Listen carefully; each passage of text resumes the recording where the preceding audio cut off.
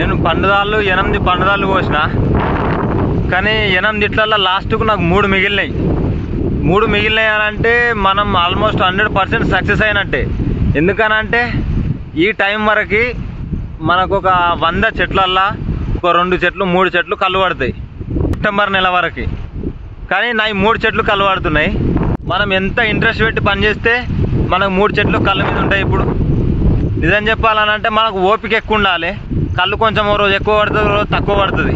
ఎండ ఎక్కువ కొట్టినా, వెదర్ చేంజ్ అయినా, ఇప్పుడు పండుదాలకు ఎట్లా అంటే చల్లగా ఉండాలన్నట్టు. ఇప్పుడు చల్లగా ఉంటే ఆటోమేటిక్గా కళ్ళు పెరుగుతుంది. మనం కొన్ని వెదర్ వల్ల వానలు గిట్లా కొట్టినప్పుడు ఎక్కకపోతే కళ్ళు తక్కువ అవుతుంది. తక్కువైనప్పుడు మనం ఏదో నిరాశపడి చెట్లు వీక్కొని రావద్దు. అసలు ఏం చేయాలంటే మళ్ళీ ఒక 2 రోజులు పొద్దున సాయంత్రం మెరేసినామంటే ఆటోమేటిక్గా కళ్ళు పెరుగుతాయి. ఏం చేయాలంటే ఖచ్చితంగా కళ్ళు తక్కువైంది అని పీక రావద్దు. ఎప్పుడు చెట్టుని ప్రయత్నం చేయాలి. ప్రయత్నం చేసినప్పుడు ఖచ్చితంగా మనకు ఫలితం దక్కుతుంది. అంటే చిన్న వయసు అయినా నేను చెప్పాలనుకుంటున్నది, ఏమైనా తప్పులుంటే క్షమించండి. కాకపోతే నా సొంత అనుభవం మీతో చెప్తామని ఇట్లా షేర్ చేస్తున్నా.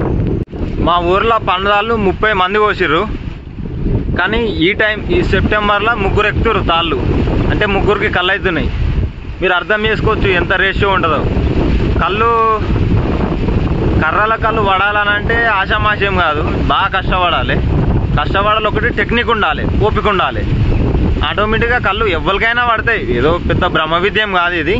కాకపోతే ఓపిక అనేది ముఖ్యం. కర్రలు తలిగినాక కూడా మనం గీసేదాన్ని బట్టి కొన్ని పోతాయి, కొన్ని ఉంటాయి. కానీ ఏదో మంచి చెట్టు అయితేనే మనకు కళ్ళు పడతాయి.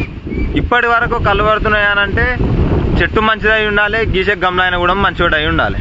అట్లయితేనే ఇప్పటిదాకా కళ్ళు అవుతాయి. అవి నాకు కళ్ళు అవుతుందనంటే వృత్తిలో సక్సెస్ అయినట్టే. ఇక ఎందుకనంటే సర్వసామాన్యంగా మాత్రం కళ్ళు అయితే కాదు ఈ టైం వరకు. ఇప్పుడు కూడా కళ్ళు అవుతున్నాయి అనంటే ఆ చెట్లు మళ్ళీ పోతాలు పంచుకునే దాకా అవుతాయి కళ్ళు. అంటే అర్థం చేసుకోవచ్చు మనకు ఎంత రేషియో ఉంటుందో. ఏమైనా సరే అన్న, మన వృత్తిని నమ్ముకుంటే ఆ ఎల్లమ్మ తల్లిని మాత్రం మన పొట్ట కొట్టది. ఎప్పుడు మన పొట్ట నింపాలనే చూస్తుంది. జై గౌడన్న, జై ఎల్లమ్మ తల్లి.